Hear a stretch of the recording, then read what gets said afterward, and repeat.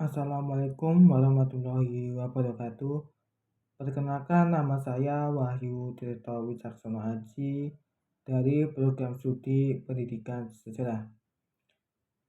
Di sini saya sudah meresum buku karyanya Nyong Eka Teguh Imam Santoso yang berjudul Sejarah Intelektual Sebuah Pengantar. Di sini ada beberapa subbab, yaitu nama disiplin sampai signifikan paradigmatik. Yang pertama yaitu nama disiplin. Ada dua istilah yang sering digunakan saling bergantian untuk disiplin ini, yaitu sejarah intellectual history, dan sejarah ide, the history of ideas. Ricardo Bavac dalam studinya menemukan bahwa istilah sejarah intelektual secara historis diciptakan oleh James Harvey Robinson 1863 sampai 1936, seorang sejarawan Amerika pada awal abad ke-20. Sementara sejarah ide disebut Arthur Lovejoy, salah seorang pendiri The Story of Ideas Club pada tahun 1923. Meskipun dua istilah tersebut relatif sering dipergunakan secara bergantian untuk menunjuk pada suatu tradisi keilmuan sejarah yang berfokus pada penelitian ide, tetapi secara metodologis kebudayaan biasa dibedakan. Sejarah intelektual dipandang sebagai referensi dari tradisi eksternalis yang mengembangkan pendekatan kontekstual.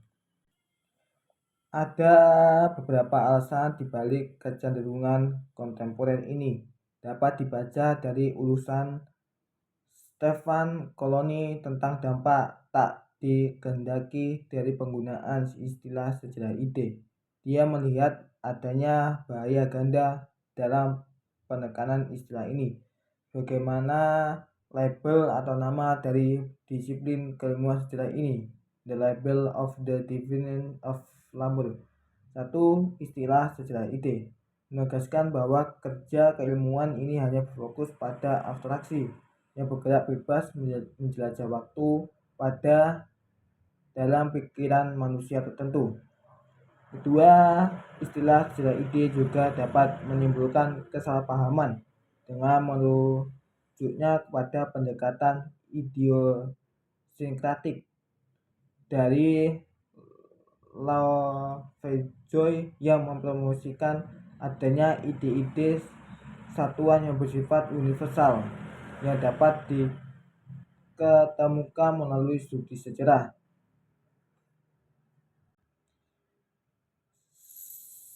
Stefan Koloni telah mengidentifikasi 4 dari kemungkinan tersebut sebagai berikut. 1. Sejarah intelektual adalah sejarah mengenai sesuatu yang tidak pernah benar-benar penting, atau the history of something that never really mattered. Koloni sendiri melihat kesalahpahaman ini disebabkan oleh semacam filistenisme. Dia menggambarkannya sebagai kepercayaan yang tak terucapkan atau terlanjur mengetral di kalangan sejarawan, bahwa yang membuat sejarah adalah kekuasaan dan pelaksanaannya. 2. Sejarah intelektual secara inheren bersifat idealis. Koloni menyatakan bahwa dalam mencari pemahaman yang lebih lengkap, sejarawan intelektual tidak dapat menghindarkan diri dari tuntutan penyelidikan tentang berbagai konteks sosial. Ketiga, sejarah intelektual tidak lebih dari sejarawan mengenai berbagai disiplin penyelidikan intelektual.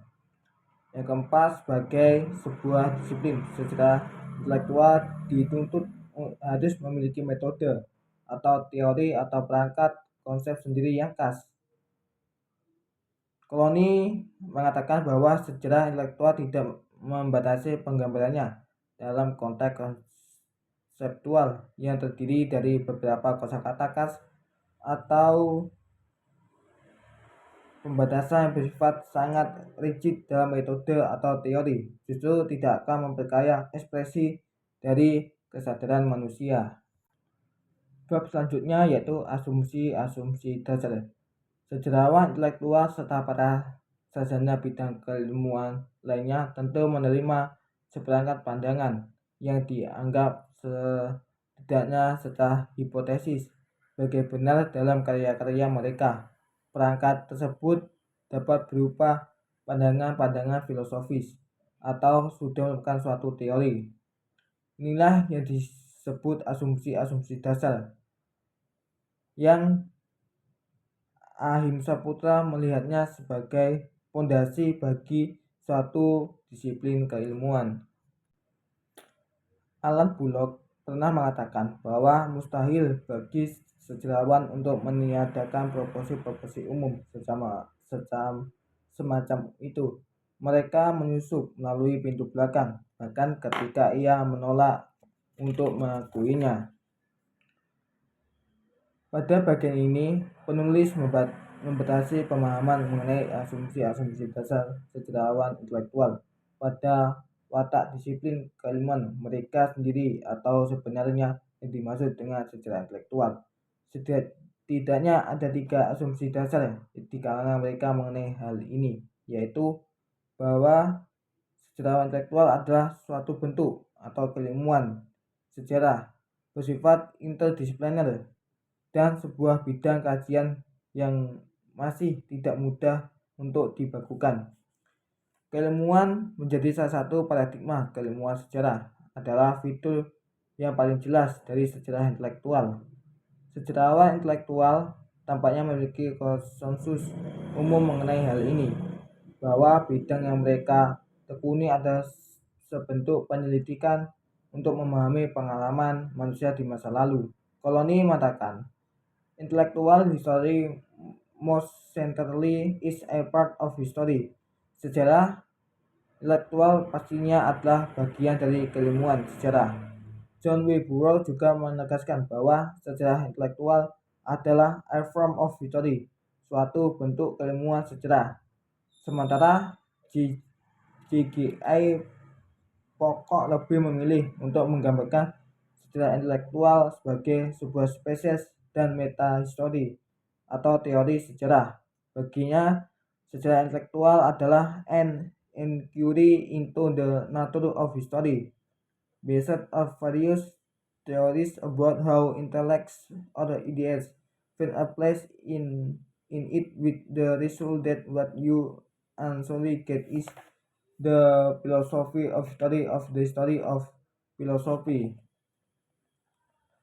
Pernyataan terakhir ini tentu cukup menarik untuk direnungkan lebih jauh, karena beberapa sejarawan justru mengemukakan kritik dengan menyatakan bahwa metahistory bukanlah bagian dari aktivitas yang lazim dikerjakan oleh mereka yang berprofesi sejarawan.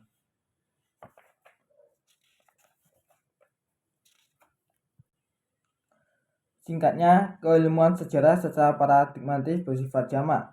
Tidak ada paradigma tunggal yang dianggap sebagai murni benar-benar ilmu sejarah yang sejati. Sebagaimana Bernard Brauder menyebutkan bahwa keilmuan sejarah tampaknya lebih baik dipahami dalam tema Geography sebagai disiplin yang bersifat pluridimensional. Di sana melampaui keragaman yang ada. Sejarawan akan tetap menemukan ruang terbuka untuk menegaskan kesatuan ilmu sejarah interdisipliner. Bafas telah mensurvei karya-karya sejarawan intelektual dari berbagai negara, terutama Inggris, Amerika Serikat, dan Jerman.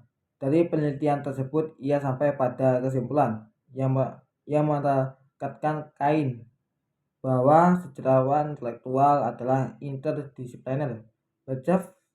Bafas mengatakan bahwa sejarah intelektual telah dikaitkan dengan berbagai bidang ilmu seperti sejarah filsafat, filsafat sejarah, sejarah ilmu pengetahuan, sejarah sastra, sejarah seni, ideologi, wacana, sejarah budaya politik, sejarah budaya, politik, sejarah para sejarah para intelektual, sejarah metalitas, sejarah buku, sejarah media, dan sejarah visual.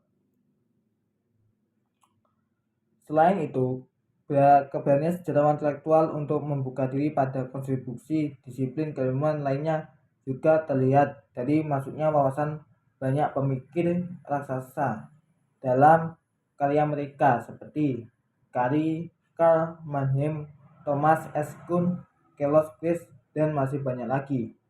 Bercermin pada kenyataan ini membuat pernyataan Brian Young mengenai sejarah intelektual menjadi tidak berlebihan. Ia mengatakan, sejarah intelektual adalah sebuah upaya keilmuan yang amat sangat interdisipliner. Upaya ini telah dikritis dan akan terus mempromosikan banyak kegiatan-kegiatan interdisipliner. Batas-batas keilmuan terus berkembang. Seiring dan karakter interdisiplinernya, sejarah intelektual pada gilirannya berkembang menjadi tradisi. Keilmuan yang batas-batas disiplin cenderung sangat cair. Artinya, daerah yang didasar dan dieksplorasi oleh sejarah intelektual bisa luas dan beragam, memasuki berbagai konsep atau ide-ide yang sangat majemuk sesuai dengan keragaman bidang dan disiplin ilmu yang disentuhnya.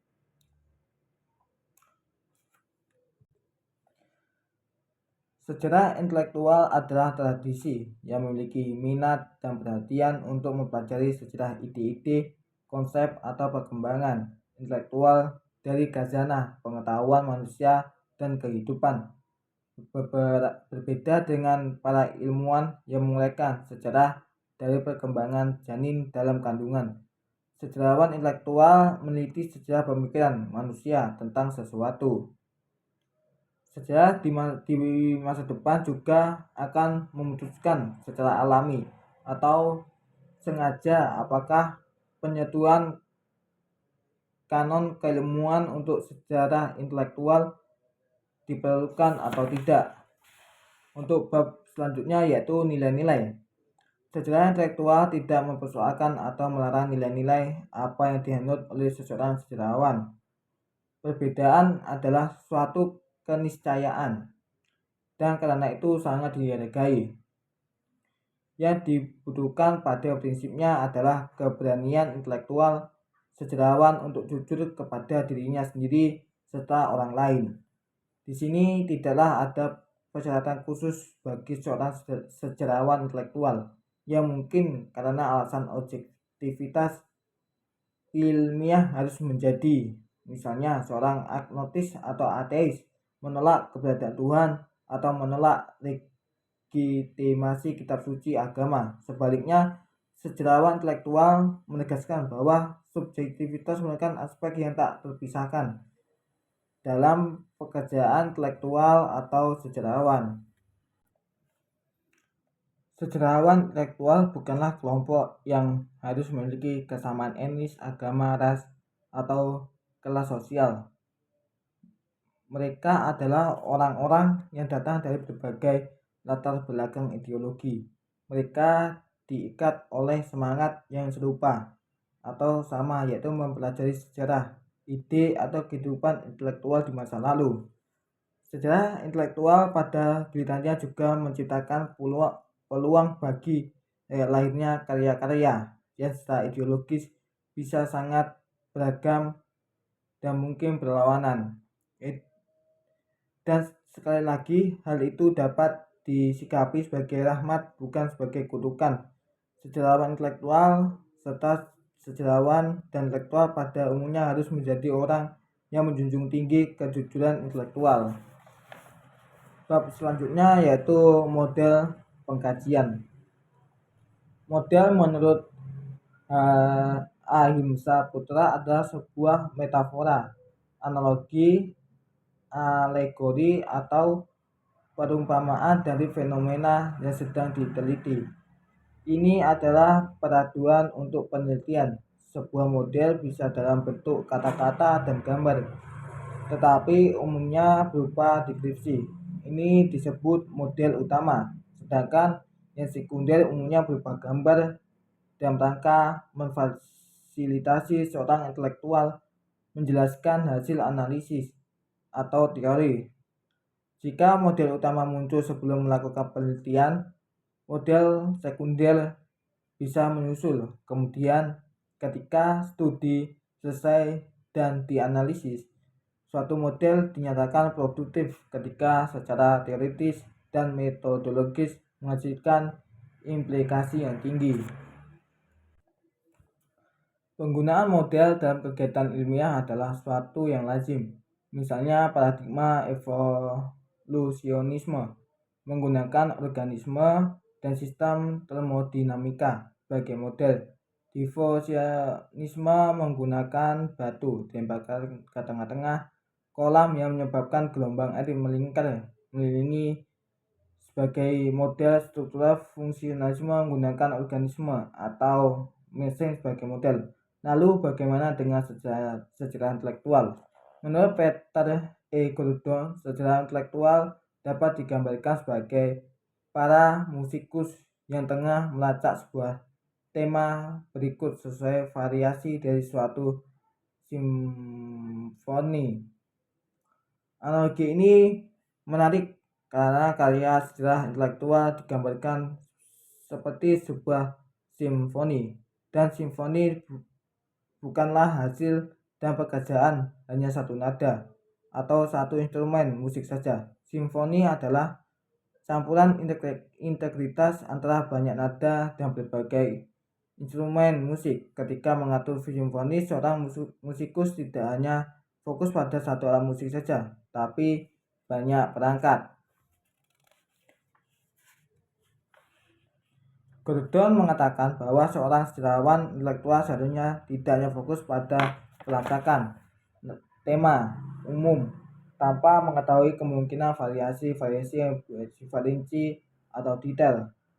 Namun tema utama dapat ditemukan dan sepenuhnya diidentifikasi hanya ketika berbagai variasi yang ada tidak diabaikan. Jadi, sejarawan intelektual dapat mengambil jarak dari rincian objek studi mereka untuk melihat sebagai gambaran besar, dan dia juga bisa mendekati dan menembus itu sedekat mungkin untuk mengidentifikasi unsur-unsur dan faktor-faktor yang saling terkait dalam langkah sejarah dan intelektual tertentu. Selanjutnya yaitu objek studi. Sejumlah pertanyaan atau hipotesis yang menggambarkan suatu masalah penelitian umumnya diformulasikan untuk memulai sebuah studi. Bagi Ahim Saputra, rumusan masalah penelitian adalah bentuk pertanyaan atau hipotesis dan dapat dianggap sebagai tahap yang paling penting dalam kegiatan ilmiah. Bruce Kulick mengatakan bahwa sejarawan intelektual menekankan studi mereka pada pentingnya kesadaran atau ide-ide dalam memahami masa lalu. Jadi, problematisasi isu yang diangkat oleh sejarawan intelektual tidak akan lepas dari konsep ide atau kehidupan intelektual di masa lalu. Sejarawan termasuk sejarawan intelektual tidaklah mustahil untuk bisa membawa kembali melalui studi dan penelitian mereka suatu gambaran yang mendekati fakta yang benar-benar terjadi di masa lalu. Walaupun representasi hal studi mereka sering disusun dalam bentuk bercerita, tetapi mereka sadar melakukannya berdasarkan data-data yang tersedia, bukan mengada-ngada. Ia juga menyebutkan bahwa masa lalu bisa dipahami dan diperlakukan dalam beberapa pengertian, yaitu 1. Pola untuk masa sekarang, 2. Model bagi masa kini, 3. Proses menjadi masa kini. Untuk bab selanjutnya yaitu konsep-konsep. Konsep adalah dengan makna tertentu. Konsep merupakan elemen penting bagi sebuah paradigma, di mana suatu konsep tertentu dapat saja dikenali sebagai konsep yang paling atau lebih penting daripada konsep-konsep lainnya yang ada dalam paradigma tersebut. dan tidak menutup kemungkinan bahwa beberapa paradigma yang berbeda menggunakan dan menerapkan satu atau beberapa konsep yang sama. Sejarawan intelektual telah menerapkan setumpuk konsep-konsep di dalam bidang kajiannya. Di sini akan dijelaskan 3 konsep utama sejarah intelektual, yaitu sejarah histori, ide, dan konteks intelektual. Sejarah. Guna memahami sejarah intelektual, perlu kejelasan apa sebenarnya yang dimaksud dengan sejarah itu sendiri. Sejarah sebagai awalan sejarah dapat dipahami dengan memahami kedua konsep yang erat terkait, yaitu antara the past masa lalu dan historiografi, penulisan tentang masa lalu. Cass F. Robinson telah mendefinisikan sejarah atau histori sebagai istilah yang dapat mewakili 2 pengertian sekaligus, yaitu 1 masa lalu dan 2 disiplin atau cabang ilmu yang terkait dengan berpikir, mengajar, dan menulis tentang masa lalu. Kesamaan antara kedua istilah tersebut sebenarnya sudah diperingatkan jauh sebelumnya oleh J.H. Hexter agar tidak menimbulkan kebingungan. Istilah sejarah bisa digunakan untuk menggambarkan suatu disiplin studi yang sistematis tentang masa lalu. Pada konteks ini, gagasan mengenai sejarah sebagaimana dibangun oleh kaum postmodernis tidak boleh diabaikan, bahkan oleh para sejarawan intelektual. Kate Jennings misalnya berpendapat bahwa dalam dunia kontemporer kita perlu pemahaman baru tentang sejarah. Gagasan modernis mengenai sejarah tidak lagi sepenuhnya relevan dalam konteks postmodern sekarang ini. Jennings mendasarkan bahwa ada perbedaan radikal yang dapat ditarik antara masa lalu, the past, dan sejarah, the history. Baginya, masa lalu hanya ada dengan definisi semata dalam modalitas representasi historiografinya. Saat ini, apa yang terjadi isu dan historiografi dan memang apa yang benar-benar pernah terjadi isu adalah apa yang dapat diturunkan dan dibangun dari catatan atau arsip kesejarahan. Ide dengan mengacu pada serangan volume Ideas in Context atau ide-ide dalam konteks yang diterbitkan oleh Cambridge University Press yang menggambarkan sejarah intelektual sebagai satu disiplin yang berkaitan dengan memahami bagaimana ide-ide berasal dan berkembang dalam konteks sejarah yang spesifik. Ide-ide dari kehidupan intelektual masa lalu dan praktek sejarah intelektual dapat dipelajari dari teks dan arsip. Di sini ada sedikit perbedaan pengertian antara teks dan arsip. Teks hampir secara eksklusif merujuk pada tulisan-tulisan dalam bentuk seperti buku, artikel jurnal, atau makalah yang berbicara tentang topik tertentu dan kemudian dijabarkan secara ringkas dan panjang lebar. Sementara arsip lebih menunjuk pada bahan-bahan tertulis atau dokumen semacam daftar harga, lembar demografi, dan lainnya. Konsep intelektual, istilah kehidupan intelektual masa lalu, dapat dikategorikan secara longgar sebagaimana saran Burrow ke dalam terma budaya, sebagaimana pula ideologi, pandangan dunia, atau Wissahickon, hegemoni budaya, paradigma, episteme, dan semesta wacana. Baginya, eklektisisme ini bukanlah tanda ketidakdewasaan secara intelektual, tapi hal ini menyehatkan dan memang diinginkan. Dengan begitu, sejarah intelektual menawarkan berbagai macam saran dan tetap mampu, kecuali bagi mereka yang fanatik, memaksa siapapun untuk tidak bersifat eksklusif. Bab selanjutnya yaitu metode penelitian. Pada dasarnya, metodologi yang dikembangkan oleh sejarawan intelektual adalah metodologi yang juga diterapkan oleh para sejarawan pada umumnya. Perbedaannya terletak pada aspek-aspek tertentu dari masa lalu yang akan dipelajari. Ini antara lain telah dikonfirmasi oleh Colony, salah satu sejarawan intelektual kontemporer dari Inggris. Dia mengatakan seperti semua sejarawan intelektual lebih sebagai konsumen daripada produsen. Metode sama halnya ketika mengeklaim bahwa tidak ada jenis bukti yang secara khusus dan eksklusif adalah miliknya. Skinner menjelaskan sejumlah pendekatan yang telah dipraktekkan oleh para sejarawan intelektual dari sejak munculnya sejarah ide hingga saat ini dalam karya-karya mereka. Satu, mereka memutuskan perhatiannya pada konsep-konsep yang sangat umum atau ide-ide satuan yang telah muncul dan muncul kembali sepanjang sejarah kita dalam banyak teori yang berbeda dari kehidupan sosial dan politik seperti kebebasan, kesetaraan, keadilan, kemajuan, tirani, dan istilah kunci lainnya. Dua, mereka mengumpulkan dan menawarkan dengan sangat hati-hati bahan dari berbagai teks yang paling berpengaruh dalam membentuk tradisi mereka. Misalnya dalam tradisi politik barat mencakup banyak monograf klasik tentang beberapa tokoh utama seperti Plato dan Aristoteles dan masih banyak lagi. Yang ketiga, mereka fokus tidak pada teks atau ide-ide satuan, melainkan pada seluruh kosakata sosial dan politik dari periode sejarah tertentu. Mereka mendapatkan keuntungan dari para kritikus terhadap dua pendekatan sebelumnya yang dianggap ketinggalan zaman. Mereka melihat bahwa tidak ada lagi cukup hanya dengan menganalisis proposisi dan argumentasi yang terkandung dalam teks. Bab selanjutnya yaitu metode analisis. Dalam praktek analisis, ada dua langkah utama yang bersifat integratif yang dapat diambil di sini, yakni satu, membaca, reading, dua, menafsirkan, interpreting.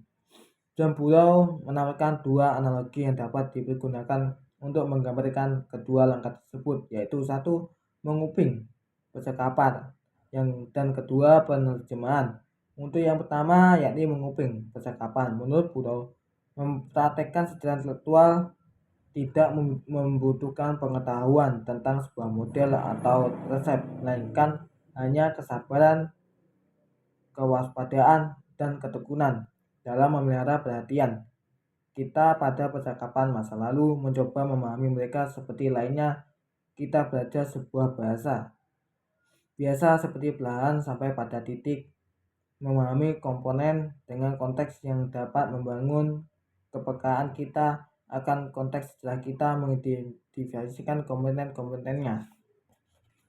Teori adalah pemahaman atau penjelasan dari apa yang kita lakukan. Mereka bukan resep untuk melakukannya. Untuk yang kedua, yakni penerjemah, memikirkan pemikiran masa lalu, ditawarkan sejarah intelektual sebagai aktivitas menciptakan kembali atau mengalami kembali hanyalah setengah dari proses.